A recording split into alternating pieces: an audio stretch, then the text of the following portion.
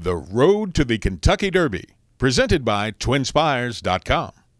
Well, welcome to the Kentucky Derby. I'm Jill Byrne, and yes, it's March Madness again. Of course, points all important in basketball. Well, even more important right now on the road to the Kentucky Derby. And this weekend, we'll start off up in northern Kentucky at Turfway Park with the Horseshoe Casino Cincinnati Spiral Stakes, 1.125 miles on the poly track at Turfway. Now, this race has had some success in producing Kentucky Derby winners, Lily T back in 1992, and then, of course, Animal Kingdom. Well, let's see who might step up this time. Trainer Wayne Lucas. So glad to have him back on the Kentucky Derby trail, and he'll send out Channel Isle. Now, here's a horse who won on the turf at Churchill Downs, and he also won on the dirt at Oaklawn. Certainly wouldn't have a problem with the poly track either. Channel Isle, impressive winner, though, at Oaklawn for trainer Wayne Lucas, so he's going to see if he can add to his arsenal on the Kentucky Derby trail. Balance the books. We have not seen this horse since the Breeders' Cup Juvenile Turf, and he's coming in off that very long layoff for Chad Brown, so chances are he may only have one start if he makes it to the Kentucky Derby.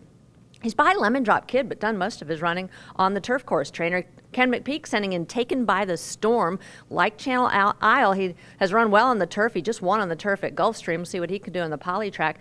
Trainer Todd Pletcher, once again, having to go deep into his bench. Capo Bastoni. What to make of this horse? His first start for Todd Pletcher. He won at Gulfstream Park on a sloppy track. That was off a long layoff. He was third in the Breeders' Cup Juvenile. Can he step up off that race? It was kind of a slow race that day, and he does draw post number 12, so he'll have to overcome that. A horse I really like, and he was 10-1 on the morning line. My Name is Michael. This horse coming in for trainer Bill Mott, and just kind of like Capo Bastoni, he's making his second start for Bill Mott. He finished third to Falling Sky in the Sam F. Davis at Tampa Bay Downs, and prior to that, he was second in the Display Stakes on the synthetic surface at Woodbine, so we know he likes kind of the poly track and synthetic. A local horse, Mac the Man, getting a lot of attention. He's undefeated at Turfway, but there's another local horse I like a little bit better, and that's General Election for trainer Kellen Gorder. 12-1 on the morning line. He was a winner at Churchill Downs, very impressive, but what I really like is his win in the Battaglia, which I think is the local prep for the Spiral Stakes. General Election, he's proven out 2 turns, proven over the track. I think at 12-1, this is a horse with some very good value.